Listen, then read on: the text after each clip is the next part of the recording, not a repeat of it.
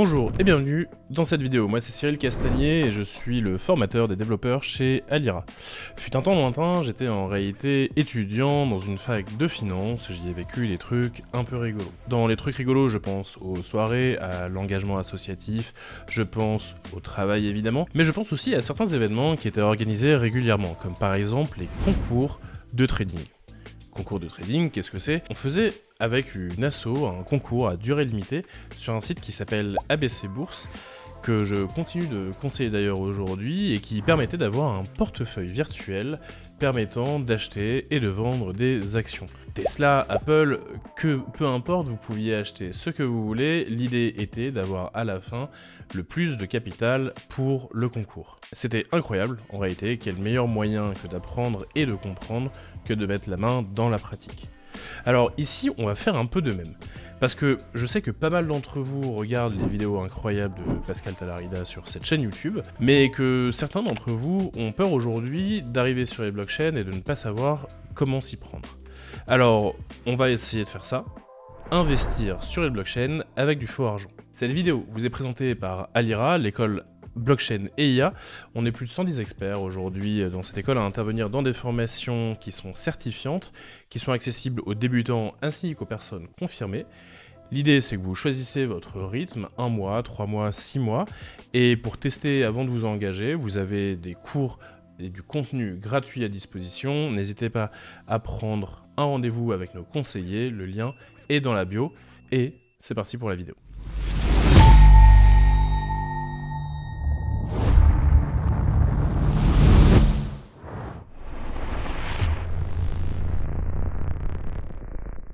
Allez, dans cette première partie, on va expliquer un petit peu ce que c'est qu'un testnet, pourquoi ça existe, et surtout en quoi ça va nous permettre de nous améliorer dans notre pratique d'Ethereum.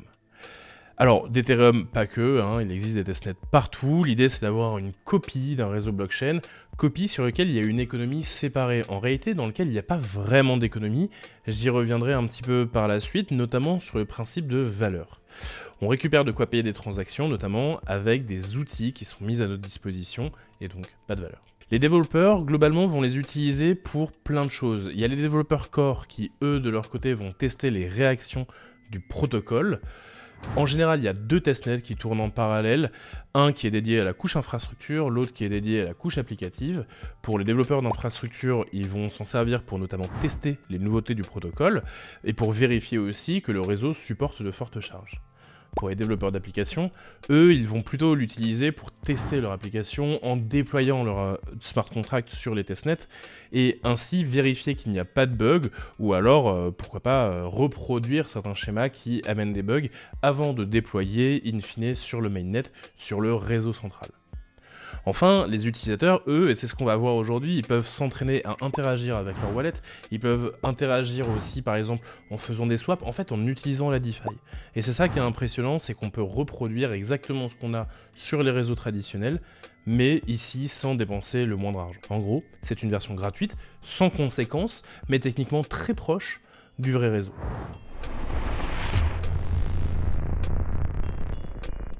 Alors, dans cette deuxième partie, on va venir tester un petit peu tout ça.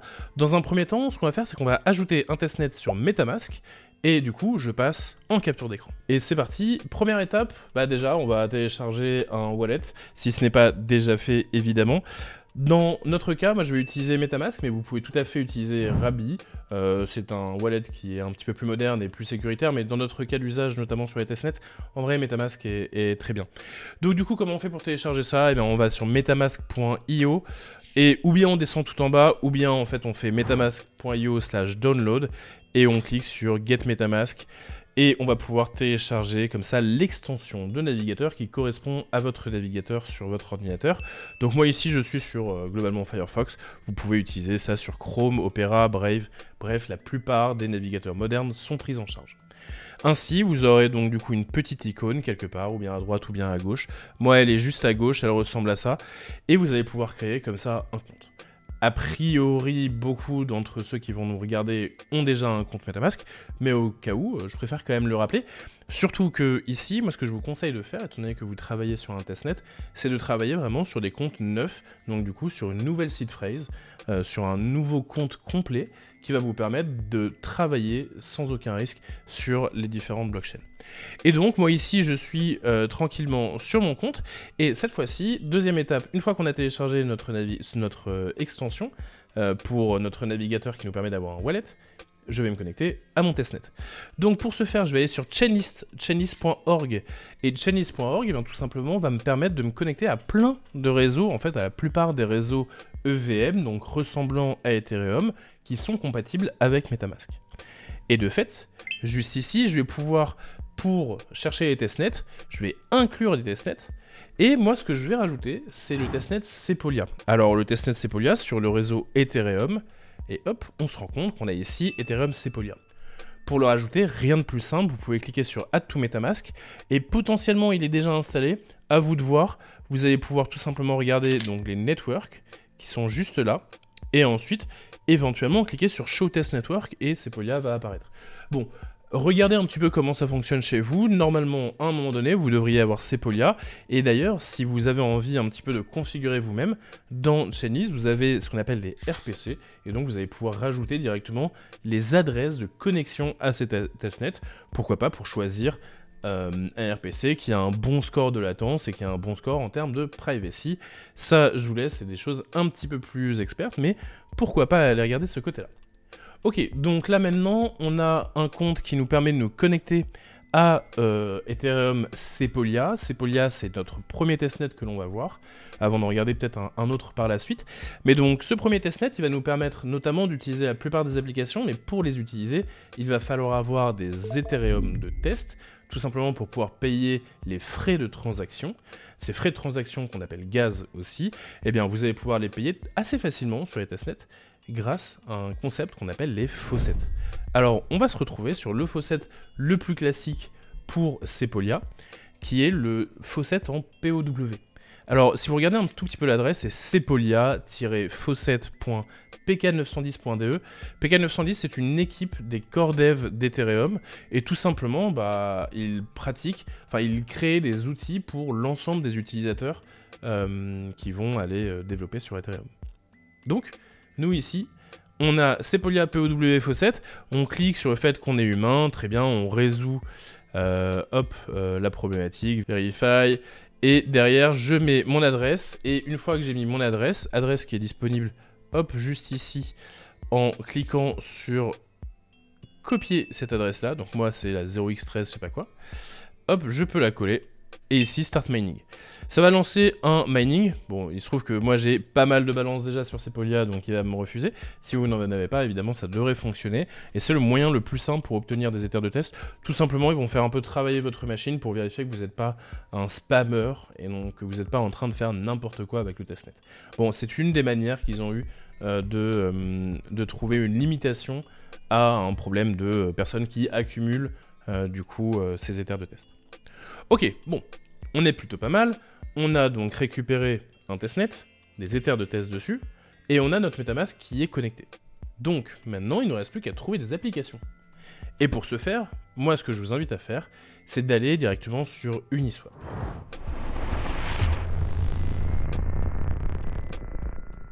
Et donc c'est notre troisième petite partie dans laquelle on va aller sur Uniswap à .uniswap.org. Alors vous devriez arriver sur une page qui ressemble à ça normalement.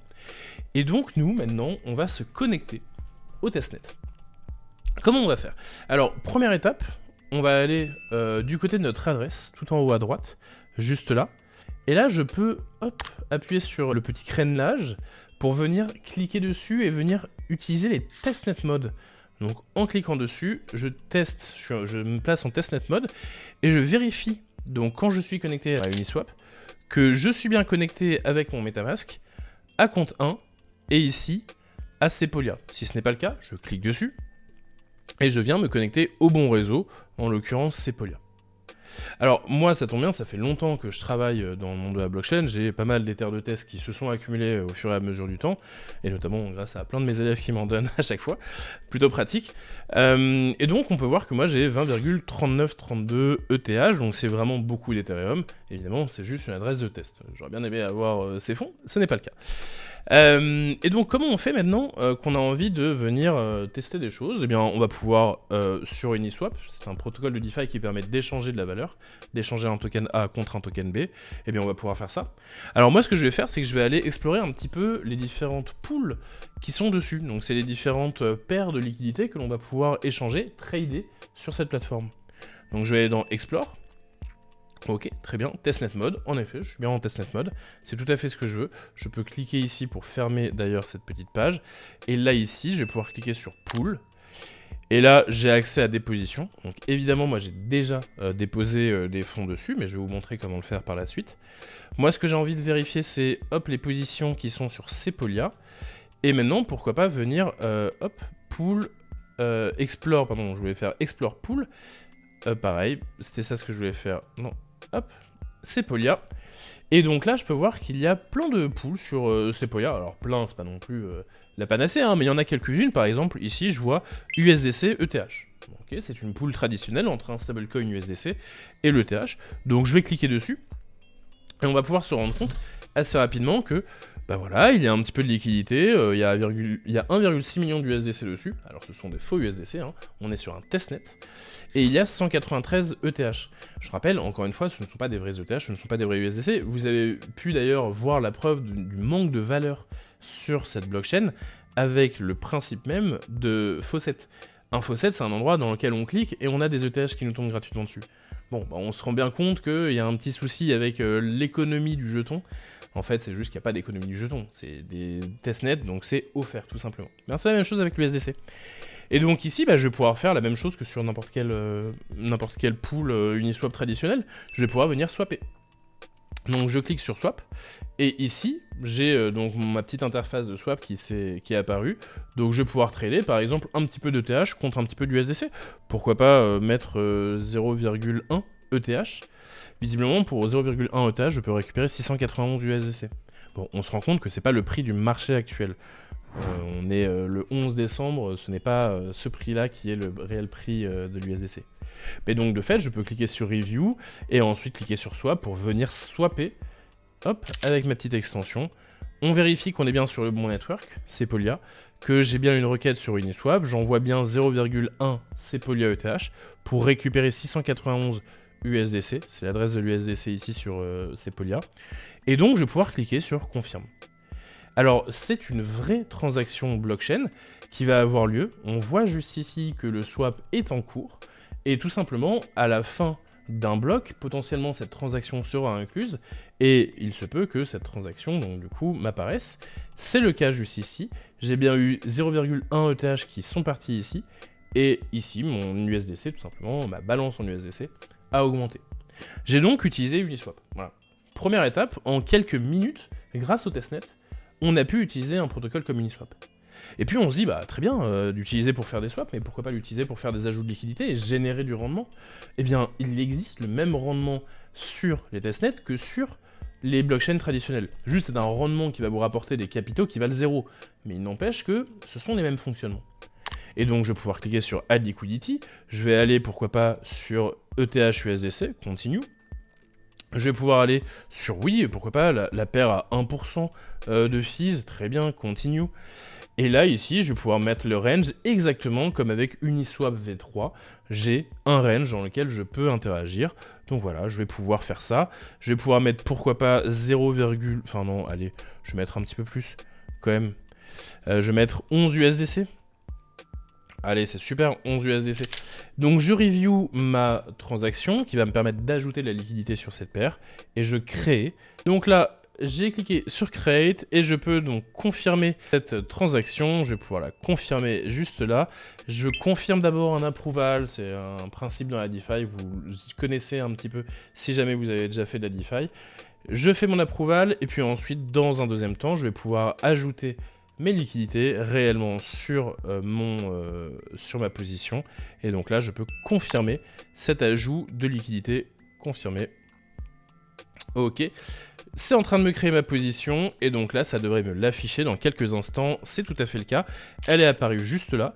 Et donc là, on a fait ce que n'ont pas fait 95-99% des gens qui connaissent, qui apprennent à connaître un petit peu la blockchain, c'est-à-dire venir utiliser un vrai protocole de DeFi en faisant tout simplement des positions claires, et ça en quelques minutes. Donc voilà, moi je vous invite à le faire, et puis vous pouvez le faire aussi, pourquoi pas, sur Aave. Pareil, Aave propose, si vous êtes dessus, avec exactement la même chose, avec la roue crantée en haut à droite, le testnet mode. Et dans le testnet mode, vous allez pouvoir travailler aussi sur Sepolia. Et pareil, hein, c'est pas non plus la panacée, il n'y a pas un nombre de marchés extraordinaire dessus, mais on va pouvoir supply certains éléments. Moi ici, j'ai pu supply un petit peu de TH, et maintenant je vais pouvoir borrow, si j'ai envie, un petit peu comme ça, de GHO. Alors pourquoi pas venir prendre 0,1 GHO. Et là, hop, je borrow cette position, je confirme, et derrière, si j'ai envie, je pourrais récupérer mes ETH, redonner mes GHO empruntés, vérifier mon else factor en permanence, et donc comme ça commencer finalement à rentrer dans le monde de la DeFi sans risquer aucun problème, parce que tout simplement j'utilise les testnets. Très bien. Et donc là, on peut voir mes deux positions, ma supply que j'ai fait juste avant de faire cette vidéo, et puis mon borrow que je viens de faire devant vous.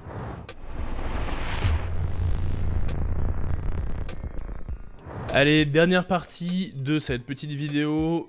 Pourquoi en fait c'est essentiel d'avoir des testnets? On l'a vu, ça permet notamment aux personnes qui veulent s'entraîner de venir s'entraîner dans un bac à sable dans lequel ils ne risquent rien. Et ça, c'est ce que je vous conseille de faire avant de venir intégrer la blockchain, le vrai monde de la blockchain dans lequel vous allez risquer votre argent. Faites attention. Et pourquoi pas utiliser un testnet pour apprendre à maîtriser ce que vous faites et à faire des transactions. Ça, c'est vraiment mon point de vue. Mais par contre, il y a aussi le point de vue, pourquoi pas, des développeurs d'Ethereum. Ethereum est très régulièrement mis à jour. Là, d'ailleurs, je parle, on est mi-décembre. Il y a 2 semaines, quasiment de ça, il y a eu une nouvelle mise à jour qui s'appelle Fusaka qui est arrivée. Et en début 2025, nous avons eu une mise à jour Pectra qui est arrivée et qui, elle, s'est révélée être source de nombreux problèmes. Comment on a pu découvrir qu'il y avait ces problèmes? Eh bien, tout simplement grâce au testnet. Alors, on l'a vu, on peut regarder notamment sur cette page, Oleski Testnet Incident Postmortem Report. On a eu tout simplement un vrai problème qui s'est déroulé et on a pu être capable de l'isoler, ce problème, pour pouvoir enfin faire un déploiement de la mise à jour sans risque et de fait, une mise à jour qui se passe bien. Alors d'ailleurs, on se rend compte que Oleski n'est plus un protocole qui existe, n'est plus un testnet qui existe. Non, on a aujourd'hui d'autres testnets, et il y en a en permanence 2 qui tournent en même temps. Alors ces 2, on va pouvoir les voir juste ici. Ces 2, ce sont donc Sepolia et Oleski qui ont tourné pendant longtemps ensemble. Oleski, lui, n'a plus cours aujourd'hui. Il a été remplacé par Oudi. Sepolia, c'est un testnet qui est là pour faire de l'applicatif, qui est là surtout pour travailler sur la couche applicative, pour les développeurs d'applications décentralisées. Là où Oleski puis Oudi étaient là pour vraiment travailler l'infrastructure. Ce sont des testnets dans lesquels il est très facile d'avoir des ETH de test pour notamment, pourquoi pas, lancer par vous-même une édition d'un client blockchain, d'un client validateur si vous le souhaitez. D'ailleurs, si vous le souhaitez encore une fois, moi je vous invite à aller sur la page du Staking Launchpad de Oudi. C'est une page qui est faite par la fondation Ethereum. Donc vous allez sur oudi.launchpad.ethereum.org et ici vous allez pouvoir avoir plein d'étapes pour pouvoir devenir vous-même validateur sur les différents testnets. C'est une opération qui est un petit peu longue, mais qui est en réalité assez merveilleuse, puisque en faisant ça, vous allez participer à la décentralisation du testnet, et surtout à la vérification que le testnet est toujours en cours de fonctionnement positif. Ok, donc tout ça, on est plutôt pas mal. On a vu que les testnets, ils ont une certaine vie. Il y en a certains qui ont été dépréciés, je pense à de nombreux testnets comme Ropsten, Kovan, Rinkubi. Tout cela, ils ont été dépréciés. Aujourd'hui, on travaille avec Oudi et avec Sepolia en cours. L'objectif de cette vidéo, c'était de vous montrer qu'il est possible de venir interagir sur les blockchains Ethereum directement sans avoir à risquer quoi que ce soit. Alors, risquer quoi que ce soit, c'est quelque chose que l'on évite en général, bien que ça fasse partie de l'investissement. Donc, moi, dans un premier temps, ce que je vous conseille de faire, c'est pourquoi pas venir tester les testnets pour pouvoir commencer à interagir sur les différents protocoles, vous rassurer, et puis ensuite passer sur le mainnet, pourquoi pas. Et puis, comme le disent souvent beaucoup d'influenceurs, allez essayer de chercher les airdrops. C'est un bon moyen de ne pas mettre d'argent, mais pour autant de venir comme ça tester plein d'applications et faire en sorte d'augmenter votre capacité à capitaliser sur les différentes blockchains. Bref, si vous voulez en savoir plus, évidemment, vous pouvez tout à fait rejoindre les formations d'Alira. A priori, les testnets, c'est vraiment la toute première partie avant qu'on aille vraiment aborder le cœur du sujet, c'est-à-dire les applications décentralisées. Et sur ce, à la prochaine!